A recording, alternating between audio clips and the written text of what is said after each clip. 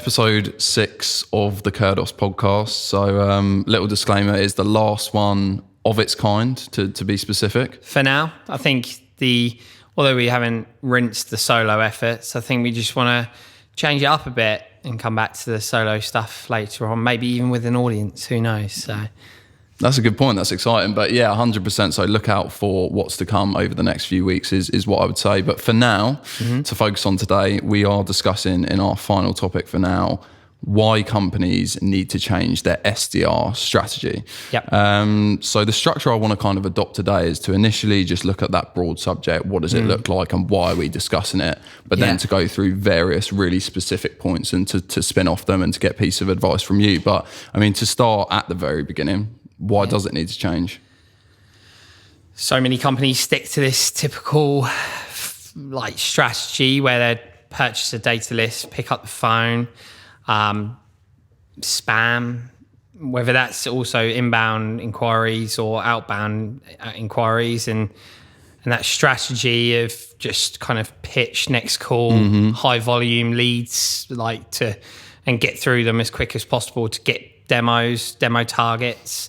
I think it can go on, but I think it needs to be taken more serious when it comes to training, the approach, and ultimately what they're doing right now is burning their audience in some ways. The companies that we know of, the big teams of people that have high staff turnover rates and stuff like that, and it needs to change, because if you do make these changes, which we're going to go through today, I'm pretty sure, and we'll touch upon tenure over a lifetime of a SDR when they join your business, and we'll pretty much change. We want to change that mindset within businesses to stop using this approach, because now's the time where it could get really difficult for businesses if they don't. So. Yeah, 100%. It's a really good overview, and I think that kind of paints a perfect picture of what the detailed conversation will look like. So, I mean, from my perspective, I said that I'd rehearsed and kind of looked at certain points that I think really fit well within this conversation. So what I want to go through today is strategy, approach, training, also targeting. And then the last one I want to come on to is respect, specifically respect of the SDR.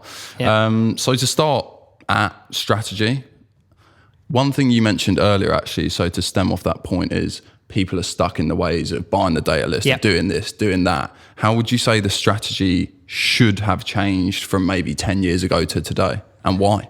Yeah, sure.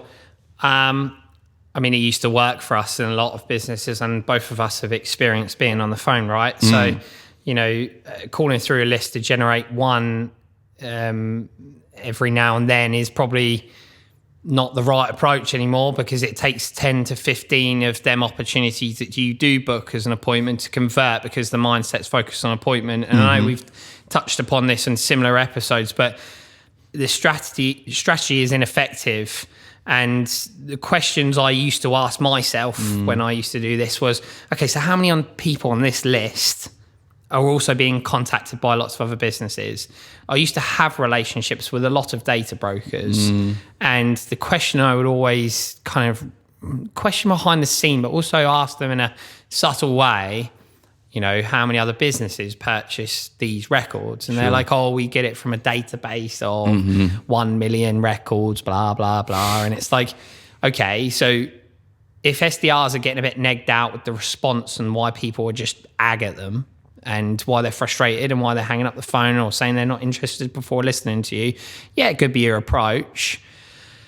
But I think, sometimes also looking at that technique of purchasing data, I'm pretty sure it's called to death. And people, are getting irritated with that approach, and it's frustrating.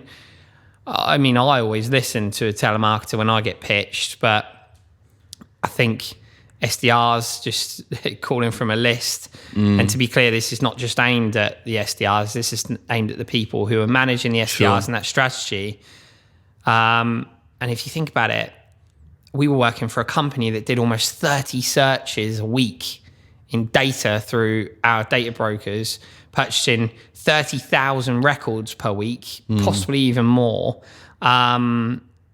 Surely there's going to be some inconsistencies there where the data across all searches is being distributed to many different companies, and we were just one company. And I think if you think that no one else is calling that data, you're deluded. For sure.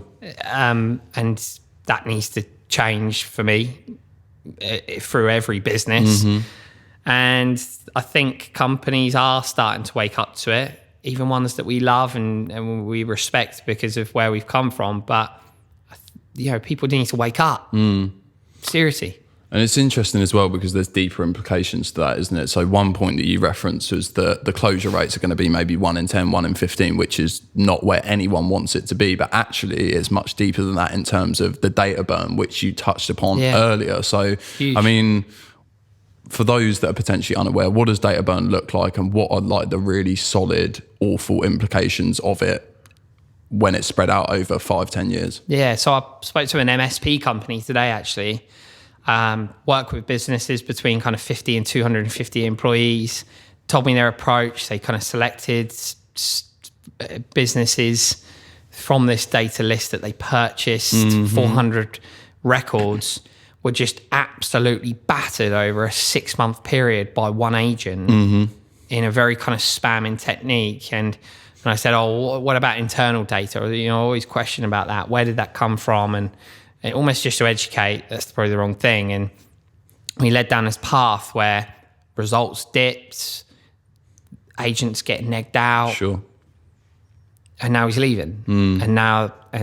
But where this person has just joined this business, she's worked with us in another company before, and she was like, we need your help instantly. She said, I brought it up in our board meeting. She's like, these guys are wicked, worked with them before, and maybe they could be the solution because they're different with their data. And that's what really sold the idea to them, and hopefully the campaign. But yeah, I think data burn is massively impacting that, them 1,000 or 400 records that they narrowed it down to from the 1,000 that they picked out. The 400, after the ones that have already booked, majority of them will probably never use them again. If they're getting irritated with hearing the name, and they're just getting, and they don't even want to hear what you do now. That happens. We have businesses out there who have fantastic software, fantastic services, fantastic products, and their audience from that data list are not listening.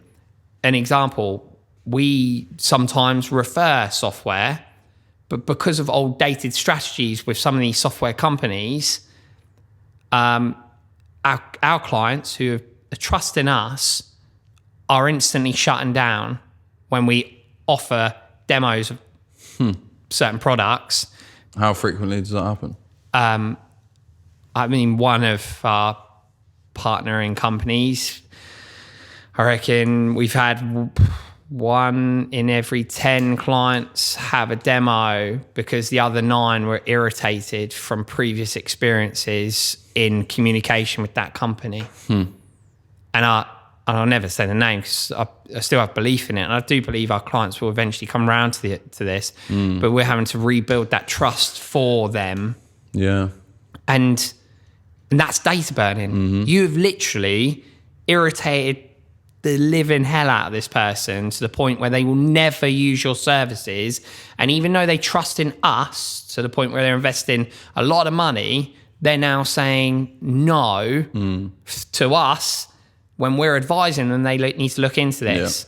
Yeah. And they're almost saying, if I need something like that, go and find another company. Well, we won't do that because they are the best at what they do, but they just approach businesses in the wrong way and just ruined that relationship. I think that's a really important point to stem off here. So I guess we're talking about an established business. So it'd be great to get a piece of advice for not only new businesses on how not to go about burning your data and how to adopt the right approach, but also if you're an established business and you're watching, you're listening to this and you're saying, well, I understand, I hold my hands up, we've been adopting the wrong method for the last 10 years. Is it too late? How do they get out of that situation?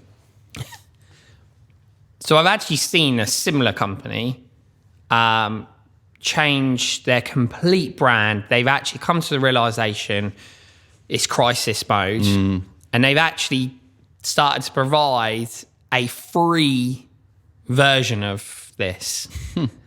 And that's the right step, first of all. You're almost saying, hey, look, we've been in contact and communication with you over a little while now.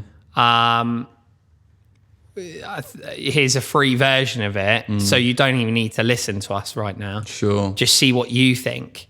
And then, but we would love some feedback in return. And I think that's a good step to build that trust. So it isn't too late for companies. You just need to think a bit more innovative.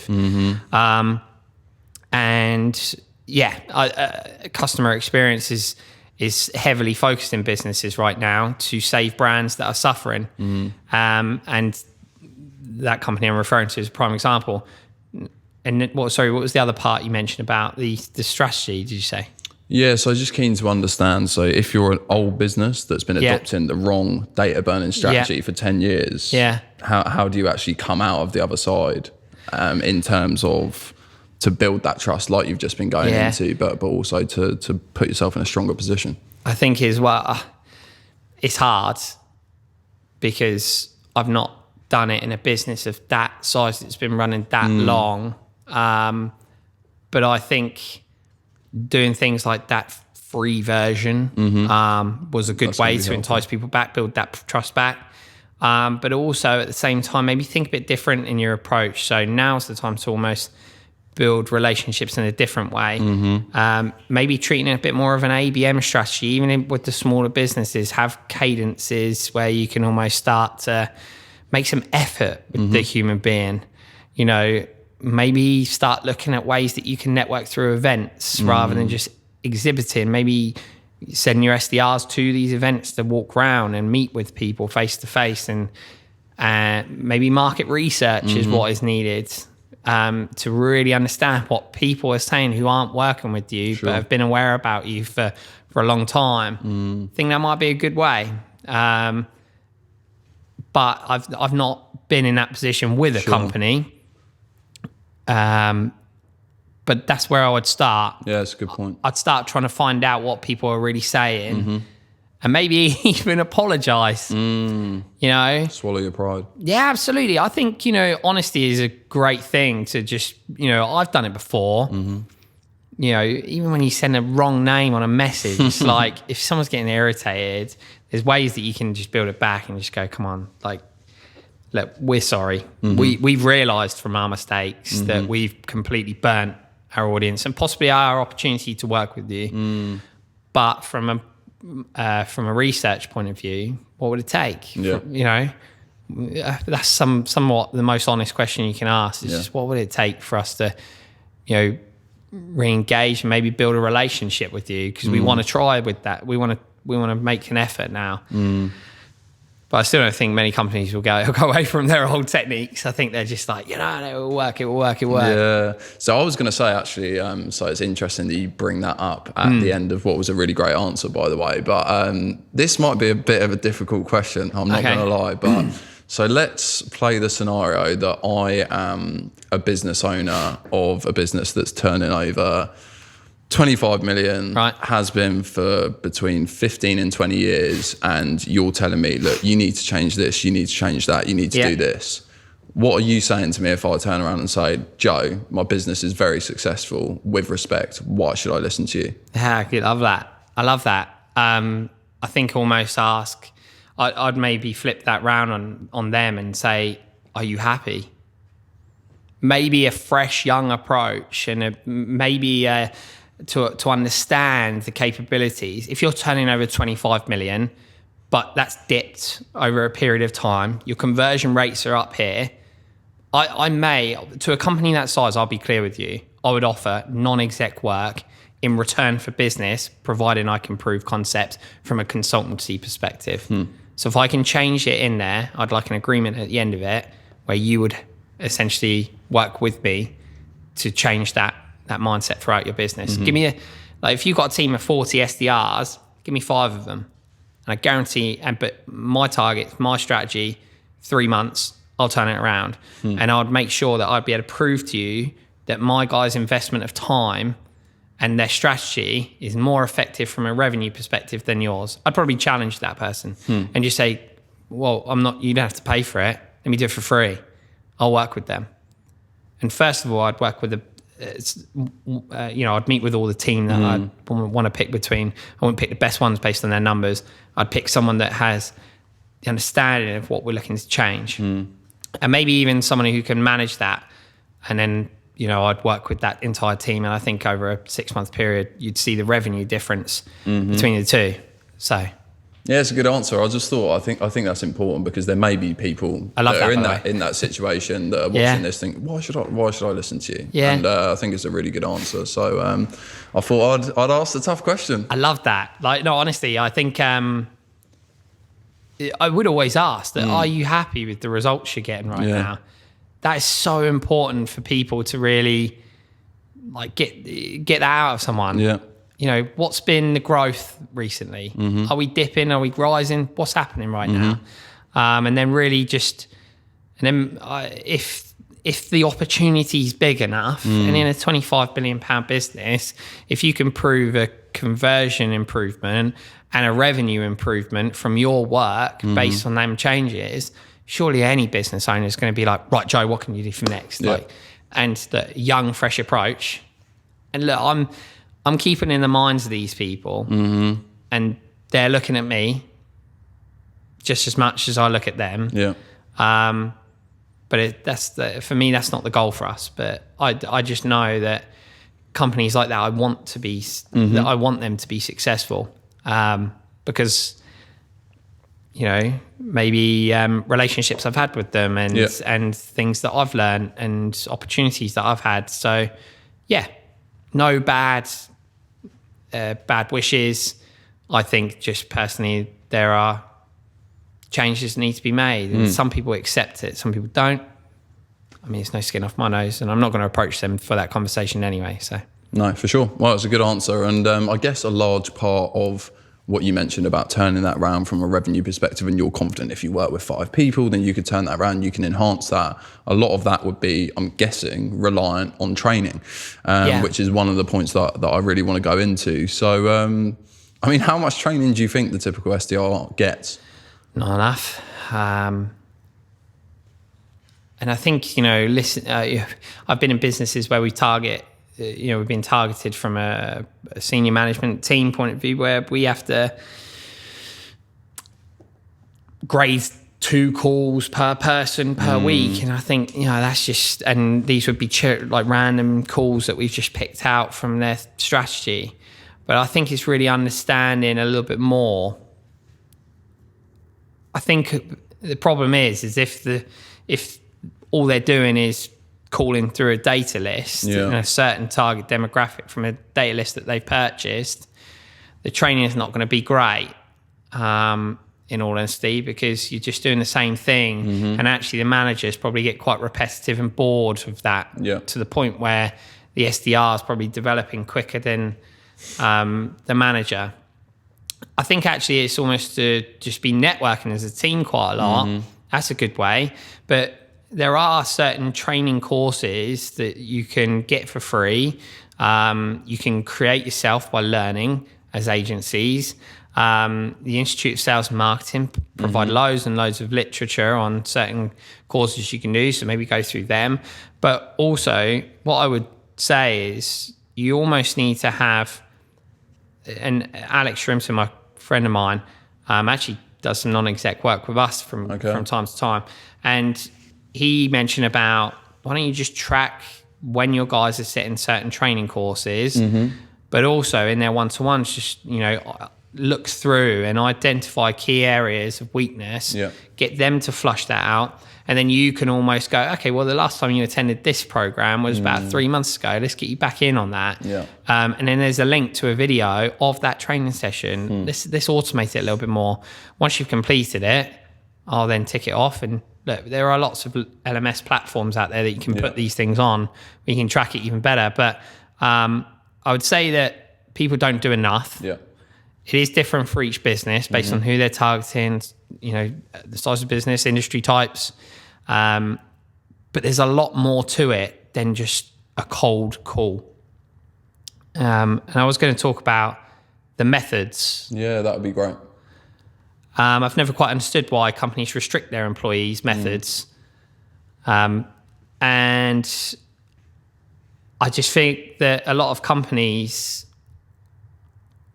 haven't really given that freedom to allow people to approach their audience. And, there are individuals out there, and I've mentioned this on my call with Alex the other day, SalesLoft, Charlotte Johnson. Yeah. Fantastic example. She's thinking outside the box. She's actually providing, she's getting the content from what SalesLoft are posting. She's transforming into her own way. And I see her stuff occasionally because lots and lots of people engage with it. I think you saw one of them. Yeah, I did. Yeah, I did a bit of research when you mentioned the name, and you're seeing like 300-400 likes and crazy amount of engagement on a post, like you rightly say, from an SDR. But I think as well, I want to come on to respect, and that just shows that the position should be so much more respected than potentially it is. Absolutely, but that's also a company that endorses her not to make 18 to 20 calls an hour, right?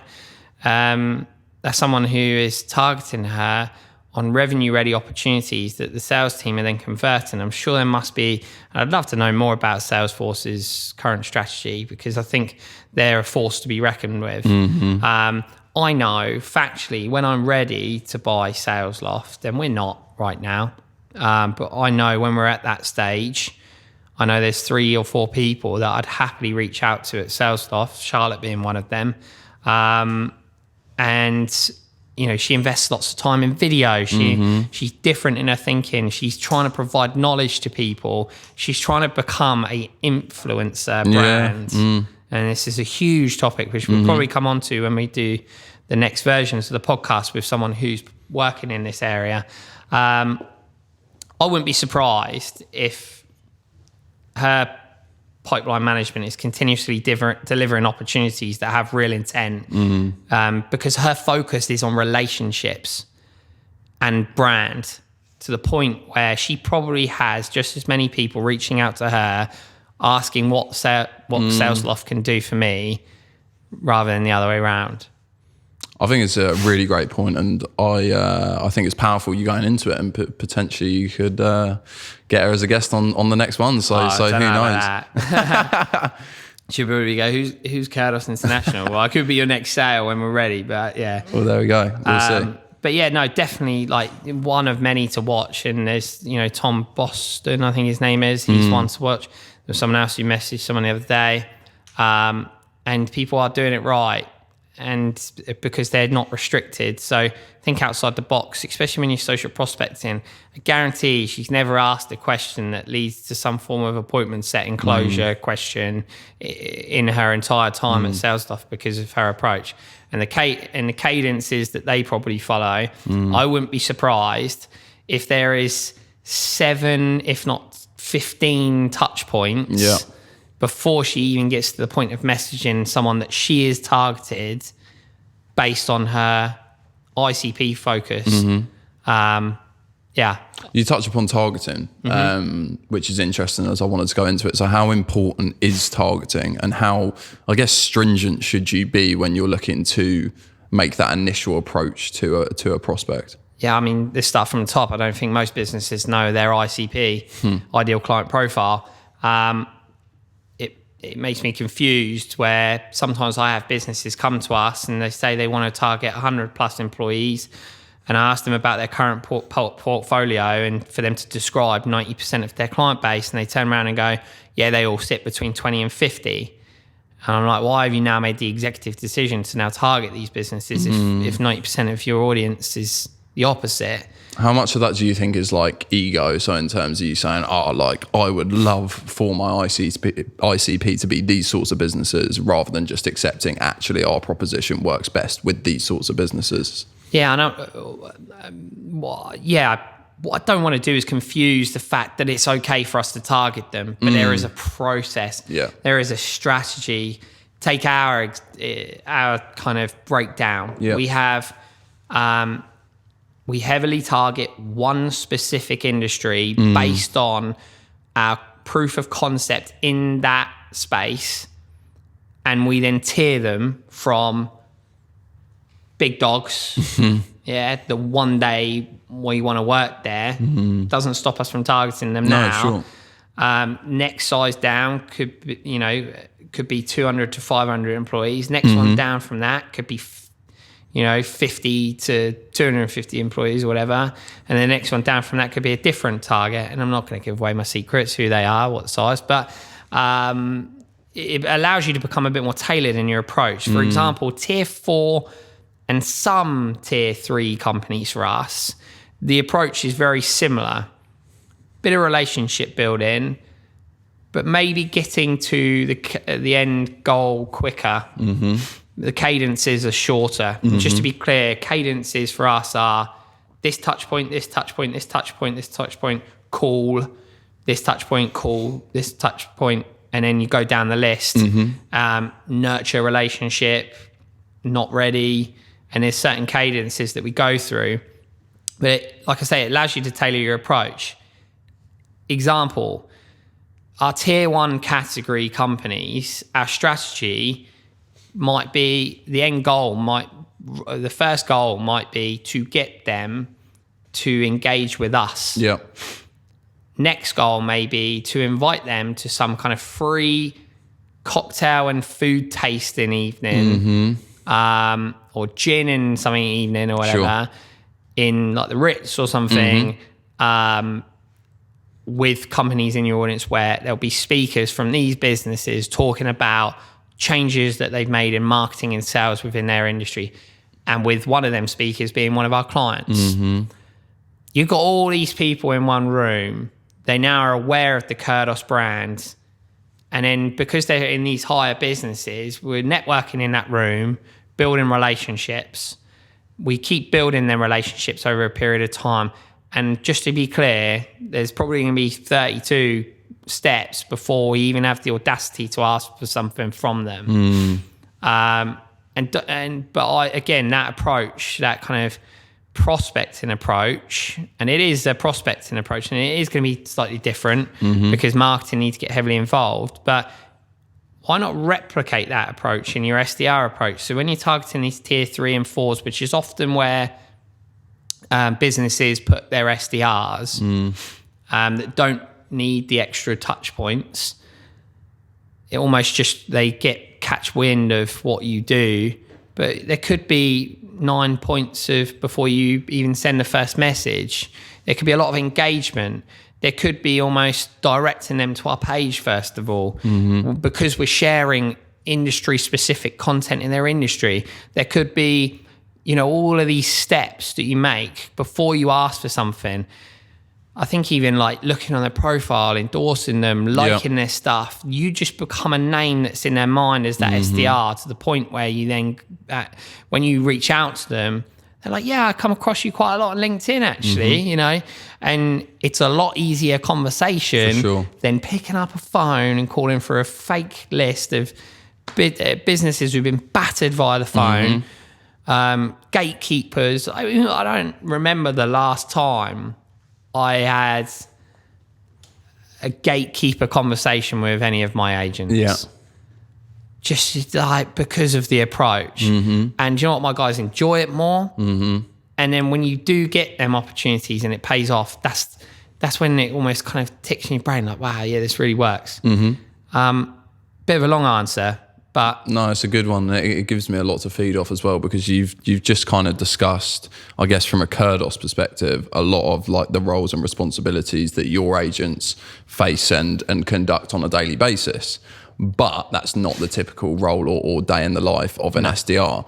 So I did want to go into that, and I touched upon respect earlier as one of the touch points. And you went into high staff turnover and stuff like that. And I think a lot of this is because SDRs feel undervalued, they feel not respected, and rightly so, in my opinion. So I wanted to kind of paint the picture of how tough and how important a day in the life is from an SDR's perspective. So if you reference some of the businesses that haven't adopted this new method, which is so important, what does a day in the life of an SDR look like?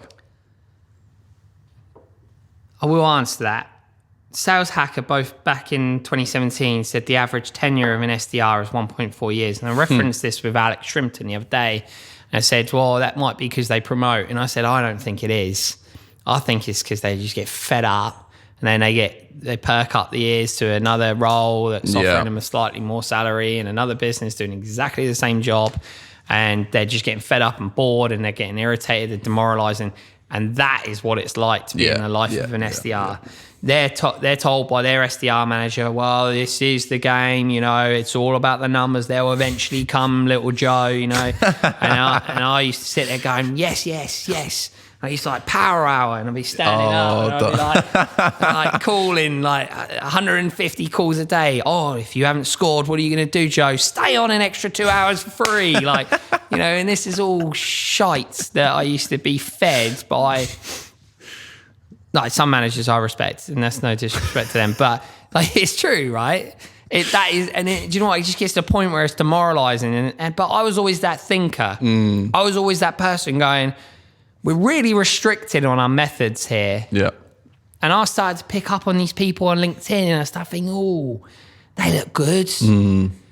But never really given the time to do it. And it's you build people brands in a business, and to the point where they love and enjoy their role.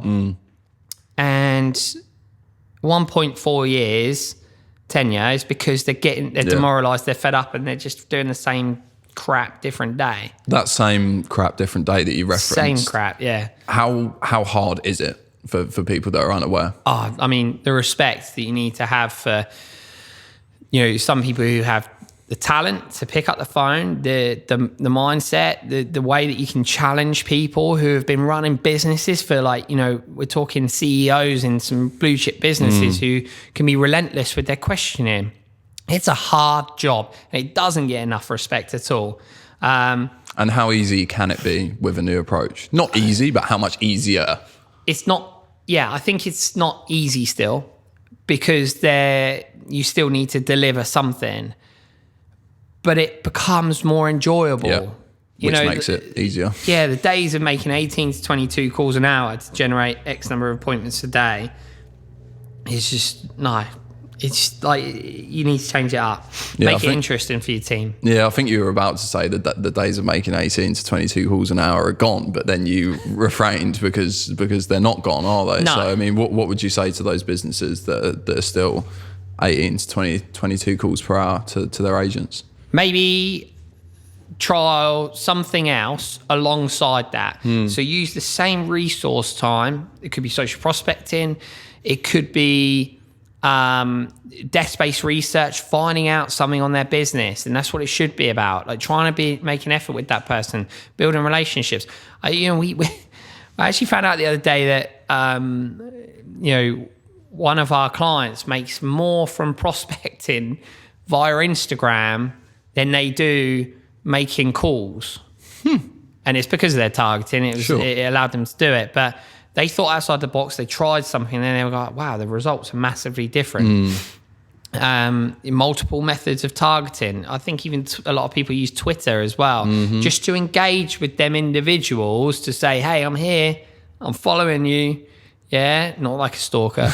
But yes, it's almost to just keeping the mindset of them. So you end up, it just becomes an easier conversation when they know about you, right?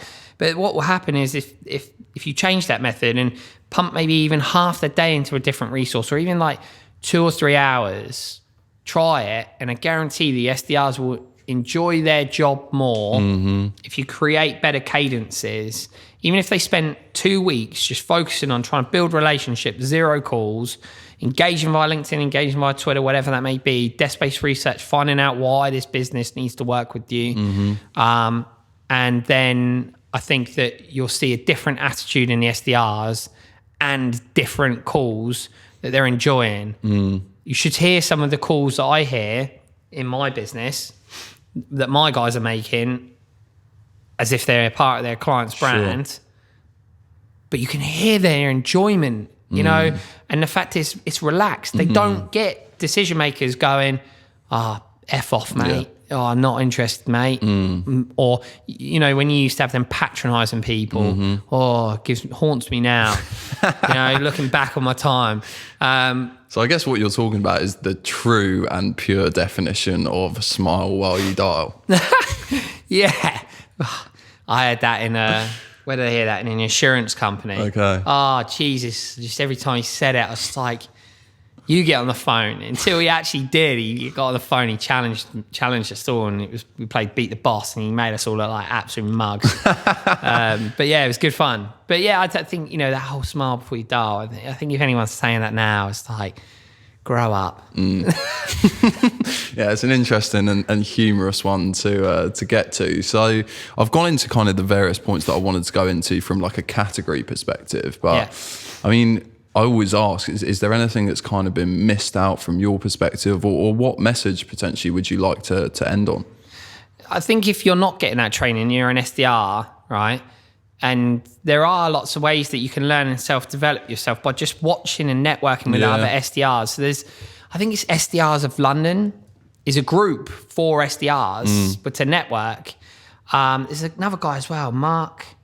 I've forgotten his name. I feel really bad. He was quite, he connected with me. He's never sold to me, engaged with my stuff from time to time. I'm probably not in his right target demographic, but I see his stuff now, and I see him wanting to make improvements in his SDRs, and he's networking with the right people, engaging with the right people, following the right people. And I see his name come up quite a lot. Might be Pawson. I can't remember. Anyway. But yeah, he's a prime example who's clearly gone out there and just gone, I want to self-develop. And for those businesses that have not got that training, they need to invest more in this area. Create programs. Like I said, training and retraining is acceptable. Just because someone's done it once doesn't mean they can't do it again in 2 months or 3 months. People learn at different paces, and I have to say this to my SMT team all the time. Hey, remember, people learn at different paces. And they're like, yeah, you're right. And it's okay to be retrained. It's okay to say, I don't get it. But if your team don't feel comfortable in doing that, then it's up to the management to flush it out. But yeah, I'd say that's a big point. A really good one. And another thing they can do as well to keep training is to listen to podcasts as well. It's a great resource.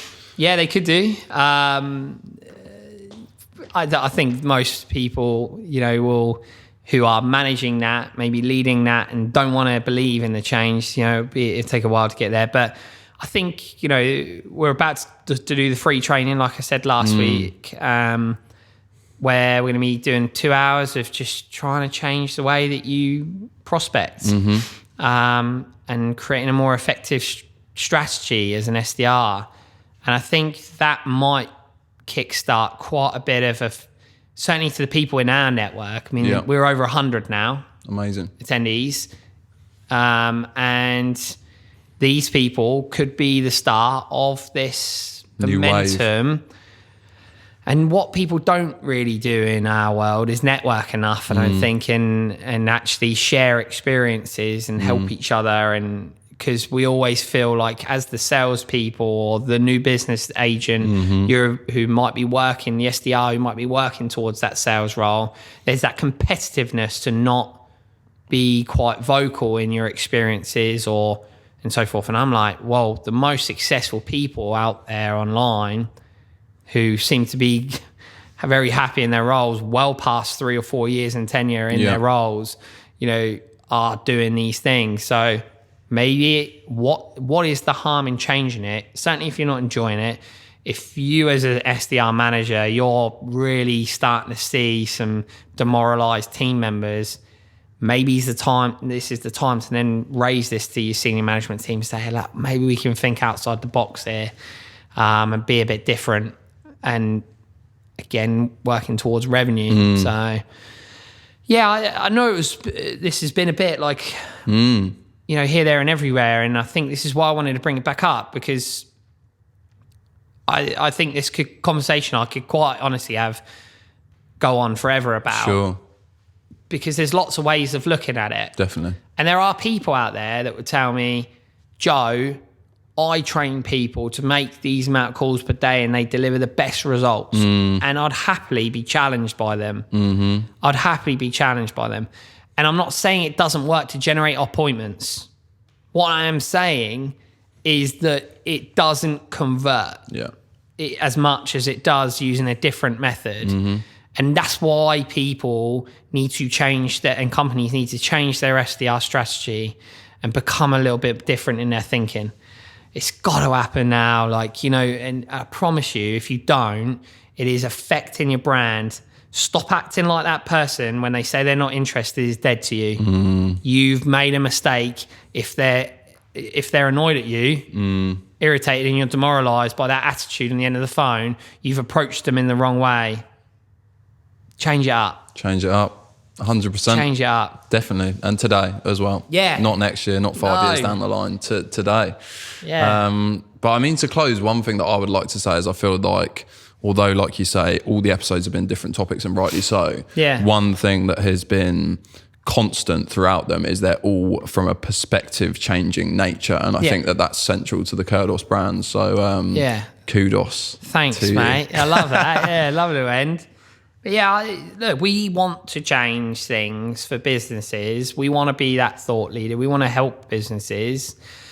We're seeing it happen with our clients. Feel free to talk to them. We talk about them enough, you know.